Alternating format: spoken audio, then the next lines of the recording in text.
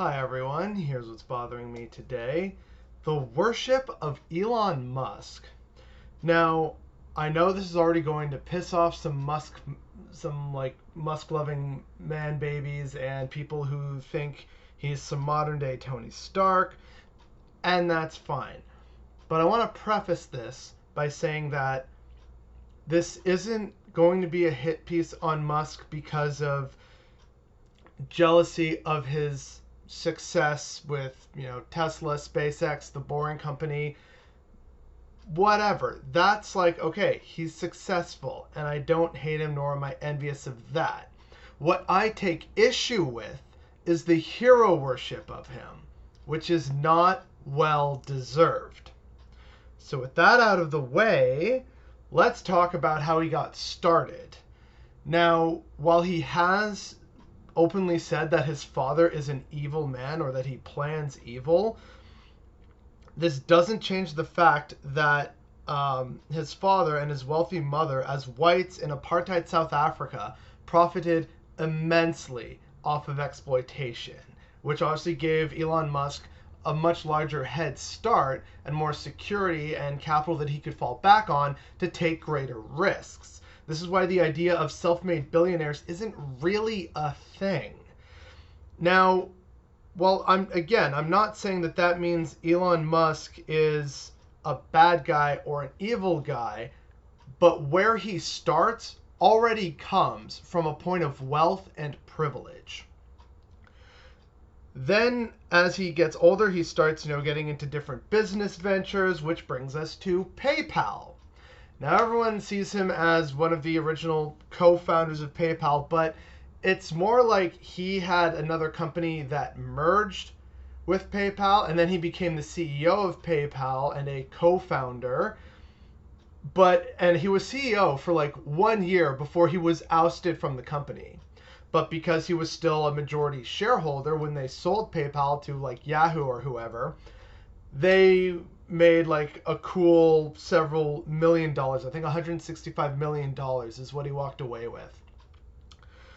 Then he, goes on to take this money and invest it in more venture capitalist firms, gets more ideas, and then he notices Tesla. Now, he's retroactively called himself the founder of Tesla, but the actual founder of Tesla had to sue him in court to get him to shut up about that because it's not true. Elon Musk is not the founder of Tesla. He just wanted another cool thing that he could slap his name onto. Now, this also brings us to SpaceX. Now, SpaceX is definitely his creation. I'm not going to get into the history of SpaceX, even though it is largely fascinating.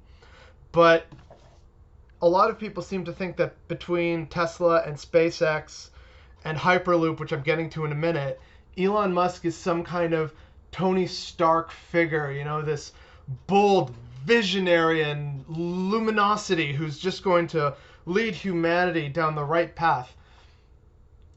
He's not building or designing the rockets. He wisely saw an opportunity to create rockets at a much lower cost and make them reusable. That's, having an idea, which, hey, great, and it obviously panned out. But he's not the only one responsible. That's like saying, again, if we want to use the Tony Stark analogy, Tony Stark says to someone, hey, I'd really like a cool suit, but then doesn't design it and test it out himself. It's just, I, Tony Stark, command you, my army of very smart people, to design me a suit. Get to it. Right? Like, it kind of takes some of the admiration and the superhero-ness away from that, right? So I'm just saying, keep in mind that while SpaceX is arguably his idea, they still had to trial and error the whole thing with several other people, and then also hire a team of actual experts to build the whole thing. Now, this brings us back to, as I said, the Hyperloop, which, we're talking about, oh yeah, Hyperloop, it's going to be revolutionary, and nothing's really being done, and then the testing tunnel turns out to just be a car tunnel. Yet another scam. Wow. he also started these Starlink satellites, which again, while a good idea, bring broadband internet to all people around the world, it's also having problems interfering with astronomical observation. And people have brought this up. And at first, Elon Musk said, oh, no, it's not going to be a problem. It's not going to be a problem. And then only after it actually started becoming a problem and more people started paying attention to it, did he finally start working with NASA and various other astronomical organizations to work together. But he had to be pressured into doing so. He also, just to really show that this man's not a superhero, he also recently gloated about overthrowing the democratically elected government of Bolivia, proudly saying on Twitter, "We will coup whoever we want." And I'll remind people that Bolivia is one of the world's largest sources of lithium, an incredibly necessary ingredient and mineral for the vast majority of our electronics. So keep that in mind. My problem with Elon Musk is not that he's successful.